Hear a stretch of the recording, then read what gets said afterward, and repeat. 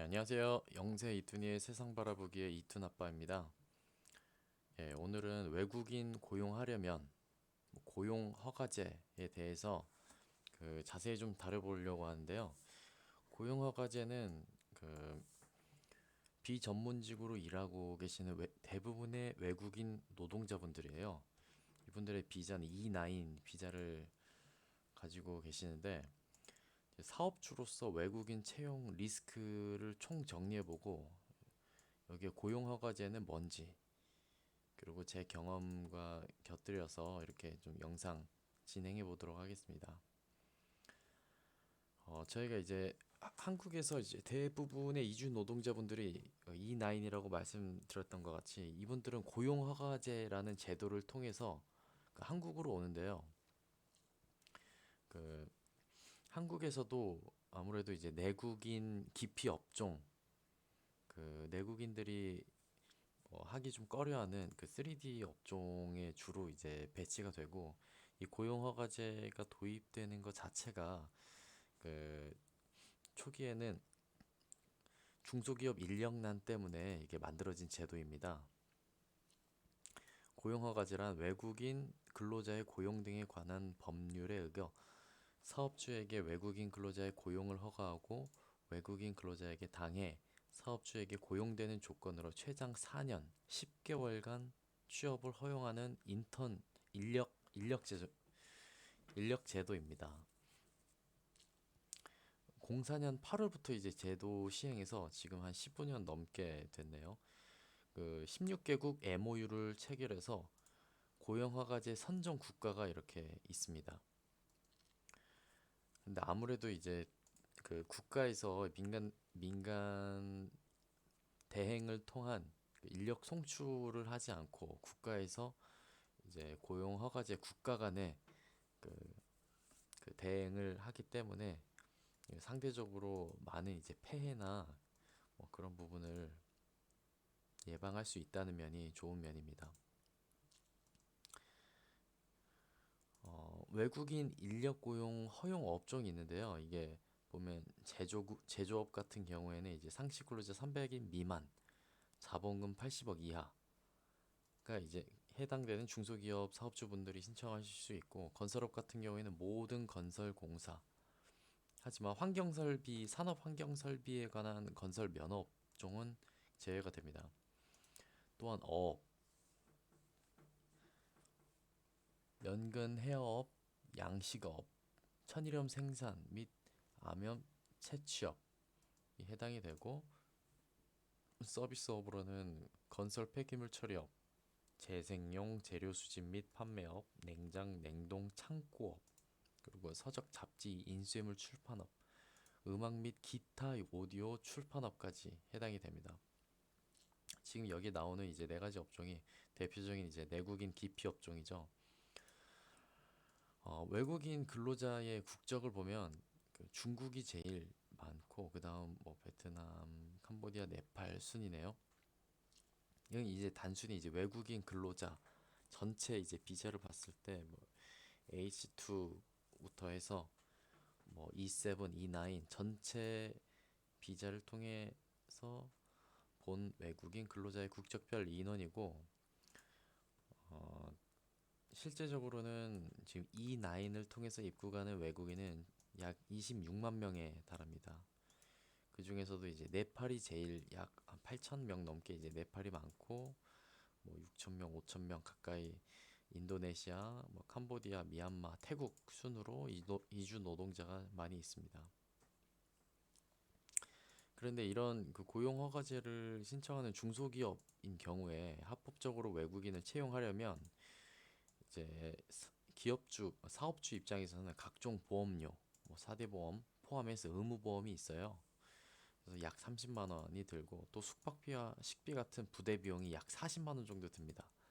그래서 이제 단순히 계산하더라도 평균 임금이 220여만 원. 이게 지금 220여만 원이라고 했는데 뭐 초과 수당 이런 거 합치면 약 250만 원 정도 됩니다. 그러면 1인당 최소 290만 원의 고정 지출이 하고 있는 셈인데, 약 250만 원을 치면 이제 올해 기준으로 320만 원이네요. 320만 원의 그 지출을 생각을 하고 고용주 입장에서는 외국인 근로자를 채용을 해야 된다. 비전문직 분야 E9의 경우에입니다. 당연히 이제 E7 같은 이제 고급 인력 같은 경우에는 이런 임금의 수준이 훨씬 올라가겠죠. 고용허가제 기업 신청 기업 조건은 아까 말씀드렸다시피 이제 고용보험 기준 상시 근로자 300인 미만, 자본금 80억 미만, 80억 이하 기업입니다. 근데 이게 그 캄보디아나 라오스 같은 국가에서는 우리나라에 이제 취업 비자 받아서 한국으로 가는 사람이라면 동네 100명이 동네 주민 100여 명이 이제 공항으로 나와서 환송을 할 정도라고 하네요. 현재 이제 외국인 근로자 채용 절차는 이렇게 각 중소기업에서 구인 노력을 해서 해도 이제 내국인이 이제 채용이 안 된다는 그러한 이제 이력을 가지고 고용허가서 및 고용허가서 뭐 사업자 등록증 및 해서 신청 및 발급을 합니다. 고용허가제 신청을 하죠. 그리고 이제 그 해당 국가에서도 어, 그 사람을 받겠죠. 외국인 노동자를. 그래서 근로계약을 체결하고 그 이후에 이제 4층 발급 인정서를 저희가 이제 발급 신청해서 발급을 받습니다.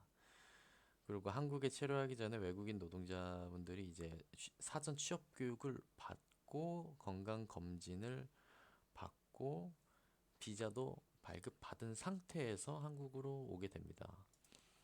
그러면 한국 외국인 근로자가 한국에 입국하고 그 이후에 또 취업 교육을 하는데 여기서 취업 교육비는 이제 사업주 구인 노력을 하는 사업주가 부담을 하게 되고 이게 이제 나중에 환급도 가능합니다. 그래서 뭐 아까 뭐 그 외국에서는 한국으로 이제 취업이 됐다고 하면 약 한 100여 명이 공항으로 나와서 환송할 정도라고 하니 우리나라 이제 국격이 실감이 되죠. 그러면서도 이제 먼 곳까지 이제 열심히 일하고 있는 이주 노동자분들한테 함부로 해서는 안 되겠다는 생각이 듭니다. 그런데 이주 노동자분들이 이제 채용 조건이 어떠냐? 그것도 이제 사실 천차만별인데요. 200만 원에서 400만 원까지 사업장에 따라 다양하다. 무려 내국인보다 더 많이 받으시는 분들도 있습니다. 그런데 이제 그러한 경우가 있는 반면에 이제 뭐 체류 기간이 넘어서 이제 불법 체류자 신분으로 뭐 되신 분들도 뭐 있으실 거 아니에요. 그런 분들도 계시고 여러 가지 조건이나 상황에 따라서 뭐 사업주분들이 뭐 임금 체불을 하는 등 뭐 급여 조건이 근로기준법에 미달되는 경우도 종종 있다. 하지만 이제 근로 고용 허가제가 정착된 지도 15년이 넘어가고 이분들도 거의 대부분 잘 지금은 정착이 돼서 4년 10개월까지 최대 체류 기간까지 채우고 다시 그 고국으로 돌아가서 3개월 이후에 다시 재입국을 해서 일을 하시는 분들이 많다. 고용의 지속성이 있다는 점입니다. 그리고 고용허가제는 고용노동부에서 외국 인력의 그 필요한 정도와 이제 모범적인 외국인 사업장인지 여부에 따라서 점수제로 외국인 근로자를 우선적으로 국내 중소기업에 배정을 해줍니다. 이제 저 같은 경우에 이제 국내 회사가 아니라 이제 외국 이라크에서 SKENC에서 이제 그 석유 공장 프로젝트에 참여한 적이 있었는데요. 저도 이제 외국인 노동자였죠. 이라크 로컬 사람이 아니니까. 그때 이제 방글라데시, 필리핀, 뭐 태국 이렇게 제3국에서도 근로자들이 많이 와요. 근데 그분들은 사실 이제 우리나라는 이렇게 고용 허가제를 통해서 국가 대 국가로 많이 민간 인력 송출이 없지만 거기는 이제 인력 송출이라는 건 이제 민간 인력 시장 그 방글라데시에서 이제 이라크로 그 석유 공장으로 보내는 그런 민간 업체가 많다 보니까 중간에 하청이 많아요. 그러다 보니까 이제 중간에 떼는 돈도 많고 그 방글라데시가 굉장히 최빈국인데 거기서는 이제 방글라데시 내셔널 프라이스라고 이제 그 외국에 있는 사업장에도 국적별로 급여가 다 다릅니다. 시급도 다르고 그렇게 책정이 돼요. 국적별로 다 똑같이 한 곳에서 일한다고 그렇게 똑같은 급여 최저시급 맞춰서 우리나라처럼 주는 게 아니라 외국 같은 경우는 이제 방글라데시 같은 경우에는 이제 사실 헬퍼급으로 이제 단순히 기술력이 없기 때문에 단순히 단순 인력 노동만 하잖아요. 그런 경우에 시급이 사실 1달러가 되지 않아요. 방글라데시는. 근데 그러더라 하더라도 한 사람이 여기 오면 친척들까지 다 먹여 살린다.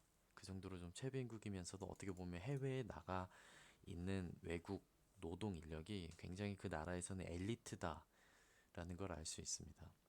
저는 이제 뭐 짜파칸이라는 친구가 있었는데 굉장히 제가 느꼈던 그때 이제 방글라데시 그 좀 약간 최빈국의 그런 근로자들에 대한 인상은 굉장히 표정도 밝고 힘든 일도 잘 해내고 뭐 어려운 일도 잘 해내는 그런 따뜻한 친구들이 많았습니다.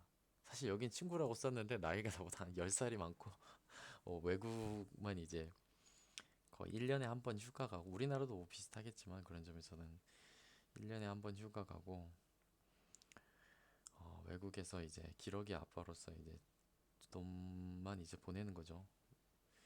예, 굉장히 저는 인상이 좋았습니다. 예, 음, 그래서 저도 이제 어떻게 보면 이제 행정사로서 우리나라에 이제 정착하려는 외국인이 이주 노동자 신분이지만 그분들한테 굉장히 그래도 좀 잘 따뜻하고 잘 대해줘야겠다 이런 생각이 많이 듭니다. 그런데 이제 우리나라 이제 고용노동법 자체가 내국인의 고용 시장에 방해받지 않고 그 보호하기 위해서 만든 법률이다 보니까 이주 노동자분들의 사업장을 옮기기 어렵게 만들어 놨어요. 왜냐면 이직이 많으면 원래 본래 취지가 아까 말씀드렸던 것처럼 내국인이 기피하는 업종에 중소기업의 인력난을 해소하기 위해 만들어진 게 고용허가제인데 그 외국인들이 한국 들어와서 어느 정도 뭐 그런 몸값을 불려가면서 이직한다는 거는 약간 그 취지에 어긋나겠죠. 그래서 이직하기 어렵고 고용주 사업주한테 그 어떻게 보면 속박이고 사용주의 그 허가라든지 협조가 있어야만 이직을 할 수 있고 사업장 변경 자체가 굉장히 어렵다. 법적으로도 어렵게 그 설계가 되어 있습니다. 그런 점임에도 불구하고 하지만 그 월 임금 30% 이상을 2개월 이상 지급하지 않거나 지연한 경우에 한해서는 사업장 변경이 가능합니다. 하지만 이것도 이제 그 증명하기가 사실 그 어렵고 고용주의 협조가 필요해서 현실적으로는 뭐 불법적인 일들도 사업장에서 일어나고 있는 걸로 알고 있습니다. 하지만 이러면 안 되겠죠. 그 사업주로서 이제 외국인을 합법적으로 고용해야 한다면 그런 고용 허가제를 통해서 고용을 해야겠지만 고용한 이후에도 어, 그 외국인 고용법과 근로기준법, 출입국 관리법을 법에 적용을 받기 때문에 그 여러 법적인 책임이 따르니 그 신중하게 판단을 하고 고용허가제를 진행을 해야 됩니다. 그리고 이러한 세 가지 이러한 법적으로 이제 과태료, 범칙금, 벌금 수준이 뭐 사업주에게나 근로자에게나 관대하지 않기 때문에 어, 저 같은 뭐 다른 행정사분들한테 많이 자문을 구하시고 뭐 대행도 되니까 그런 부분 잘 놓치지 않고 하시길 바랍니다. 근로자들 이거는 이제 출입국 업무 중에 이제 최근 뉴스인데 이미 음, 저희가 내년 3월 1일부터 만약 불법 체류자 신분이다. 그러면 이제 범칙금이 기본 6개월부터 뭐 1년까지 뭐 750만 원, 그중에 이제 본인 부담금 굉장히 세죠. 범칙금이 50%가 가산이 되니까 올해 10월 1일부터 50%가 가산이 되고 내년 3월 1일부터 단속될 경우에는 영구 입국 금지입니다. 그러니까 굉장히 그 엄격하다. 출입국 관리법에 의해서 불법 체류나 다른 부분이 굉장히 엄격하기 때문에 이 부분이 사업주 입장에서도 그 근로자를 고용을 하기 때문에 그런 관리를 해줘야 된다. 그리고 사업주와 근로자는 상호관계, 그 고용관계가 상호적이기 때문에 외국인 근로자 관리에 신경을 많이 써야 된다. 뿐만 아니라 이제 그 사용자에 대한 처벌, 뭐 고용 알선이나 뭐 관리, 감독에 대한 처벌도 명시되어 있기 때문에 잘 확인을 해야 됩니다. 첫 번째, 그리고 이제 외국인 근로자를 고용을 했다면 이제 E9 그리고 우리 동포분들 이제 방문 취업 비자 H2 같은 경우에는 의무보험에 또 가입을 해야 돼요. 의무보험에. 근데 이게 이제 출국 만기보험 미가입 시에는 500만 원 벌금. 그리고 보증보험 이것도 이제 500만 원 벌금. 이게 출국 만기보험과 보증보험 경우에는 이제 사업주가 책임이 있고 귀국 비용 보험과 상해보험 같은 경우에는 근로자의 책임이 있지만 관리하는 입장에서 사업주분들이 모아서 한꺼번에 일괄적으로 처리하게 하기도 합니다. 여기에 대한 과태료는 근로자에게 이제 부과가 되겠죠. 하지만 사업주분들도 관리하시는 책임은 있습니다. 그래서 과태료가 최대 320만 원까지 그리고 500만 원까지. 귀국 비용 보험과 상해 보험은 근로계약 여기서 각각 3개월 15일 이내. 귀국 비용 보험 제외하고는 전부 다 근로계약의 15일 이내에 이 보험에 가입을 해야 됩니다.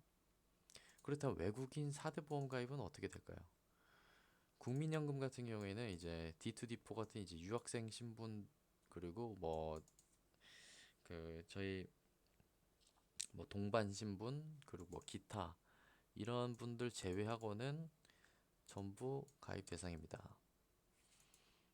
유학생 신분은 가입 대상이 아니죠. 그리고 건강보험 같은 경우도 전부 대상입니다. 다만 건강보험 중에 이제 장기 요양보험 부분이 이제 부분적으로 있는데 이 부분이 이제 E9하고 H2 같은 경우에는 가입 제외 신청이 가능해요. 예. 그리고 산재보험 같은 경우에는 모두 가입을 해야죠. 심지어 불법 체류자도 산재보험에 적용이 됩니다. 이거 모르시는 분들이 많은데 불법 체류자도 산재보험의 혜택을 받을 수 있다. 그리고 참고로 산재보험은 고용주, 사업주의 책임이 과실이 있어야만 주는 게 아니죠. 과실이 없어도 산재보험 개인이 신청을 하면 받을 수 있습니다. 그래서 산재보험은 이제 기업 입장에서 그 고용주 입장에서도 사업주 입장에서도 잘 확인을 해야 됩니다. 예, 과실이 없어도 산재보험을 신청을 하면 줄 수 있다. 그렇기 때문에 이제 별도의 산재보험을 많이 들죠. 그리고 고용보험은 F2 이제 거주자, 그리고 F5 영주, 그리고 F6 그 결혼 이민자들에 한해서 의무적으로 들어야 되고 E7이나 E9 뭐 전문 자격 그리고 비전문 자격 그리고 뭐 같은 경우에는 이제 임의 가입이 가능하다. 그리고 고용보험은 가입 신청일로부터 이렇게 그 가입이 된다는 점입니다. 그리고 저는 이제 그 주승돈 이제 행정법률사무소의 이제 대표 주승돈 행정사고요. 지금 현재는 지금 2020년 11월 9일, 오늘이 11월 9일인데 10월 1일부터 이제 자진 신고 범칙금, 외국인 근로자들의 범칙금이 50%가 이제 가산이 됩니다. 상당히 세요. 기본. 그런데다가 이제 자진 신고 기간이 다 끝나버린 상황에서 많은 판단을 해야 되고 뭐 사업주나 이제 외국인 근로자분들 같은 경우 판단을 해야 될 것 같습니다. 그래서 그런 부분에 있어서 제가 만약에 외국인 고용을 하시는 사업주분들은 제가 이제 고용허가제 컨설팅 그리고 자문 그리고 고용허가제 그 대행도 하고 있으니 여쭤보시면 저희가 뭐 상담해드리고 있고요. 외국인 근로자분들 같은 경우도 임금체불, 뭐 사업장 변경 등 다양한 해결 방안 모색해드리고 있습니다. 그 고용 허가제 발급 신청이 어려운 사업주분들은 이제 외국인 근로자 고용에 관한 업무 전반을 이 저희 행정법률사무소와 같은 출입국 대행 관리사무소에서 대행기관이 이제 대행을 할 수 있습니다. 법적으로. 그래서 도와드리고 있으니 관련된 사항은 이제 문의 주시고, 저 같은 경우에는 이제 말씀드렸듯이 이제 어 사실 국방부에서 이제 외신 담당하면서 이제 외국인 분들 그 언론에 대한 경험도 있고, 또 SK건설에서 그 외국인 관리, 인사 채용 관련된 경험, 그리고 뭐 현재는 뭐 강원 지역 공기업에서 뭐 행정 지원, 뭐 급여, 세무를 담당을 하고 있고, 현재 행정사로서 강원도와 경기도 뭐 수도권 지역에서 활동하고 있습니다. 또한 이제 결제 시스템이 저희가 굳이 자문료를 받지 않더라도 다른 최소 기업의 입장에서 서로 윈윈할 수 있도록 어, 다양한 결제 시스템이 있고 최소한으로 하기 때문에 다른 노무법인이나 법무법인이나 변호사 분들보다도 훨씬 저렴하게 자문해드리고 그 사업주 분들을 도와드리고 있습니다. 예, 문의 기타 하실 경우에는 저한테 이제 연락 주시면 제가 도와드리겠습니다. 네, 이상입니다. 감사합니다.